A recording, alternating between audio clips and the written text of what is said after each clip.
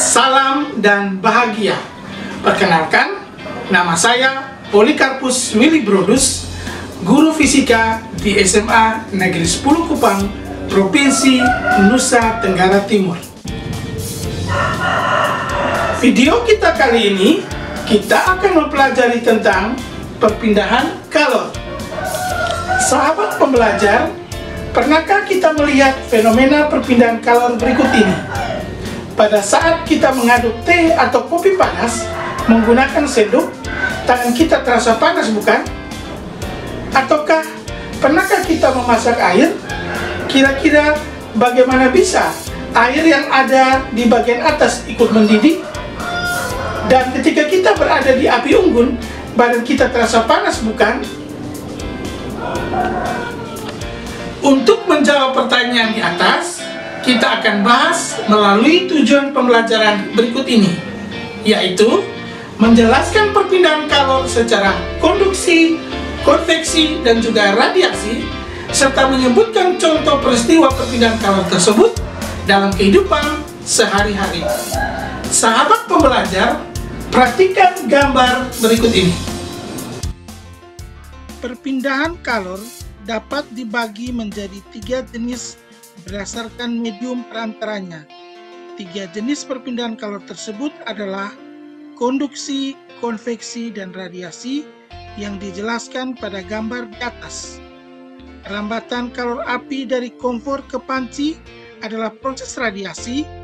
Kemudian air yang panas di bagian bawah panci akan bergerak ke atas, bertukar posisi dengan air dingin di bagian atas, menghasilkan transfer kalor melalui konveksi, dan panas yang terdapat di pemegang panci yang terbuat dari logam dapat diantarkan ke tangan melalui proses konduksi.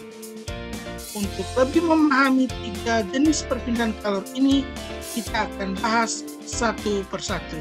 Yang pertama, konduksi. Gambar di atas menunjukkan sebuah batang logam yang salah satu ujungnya dipanaskan di atas api, sementara ujung yang satunya lagi dipegang panas. Panas yang terjadi di ujung logam yang dipanaskan di atas api dirasakan juga oleh tangan yang memegang ujung logam yang lainnya. Ini membuktikan adanya aliran kalor pada logam. Peristiwa perpindahan kalor melalui suatu zat tanpa disertai dengan perpindahan partikel-partikelnya disebut konduksi. Jumlah kalor yang dipindahkan per satuan waktu secara matematis dirumuskan Q per delta T sama dengan H sama dengan K kali A kali delta T per L. Dengan H jumlah kalor yang merambat tiap satuan waktu, K koefisien konduksi termal, A luas penampang batang, L panjang batang, dan delta T perbedaan suhu antara kedua ujung batang. Yang kedua, konveksi.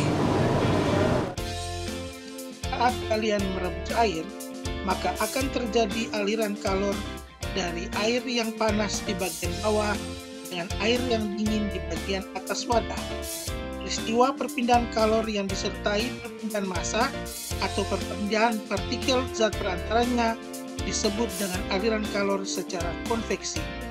Laju kalor secara konveksi secara matematis dapat dirumuskan A sama dengan H kali A kali delta T, dengan H sama dengan laju perpindahan kalor, H koefisien konveksi termal, A luas permukaan, dan delta T perbedaan suhu. Yang ketiga, radiasi. Saat kalian berkumpul di sekitar api unggun, akan dirasakan panas dari api yang menyala. Peristiwa perpindahan kalor tanpa zat perantara disebut dengan radiasi. Besar laju aliran kalor secara matematis dirumuskan delta Q per delta T sama dengan E kali tau kali A kali T pangkat 4, dengan Q sama dengan kalor yang dipancarkan, T suhu mutlak, E emisivitas bahan, tau tetapan Boltzmann, dan A luas penampang rendah.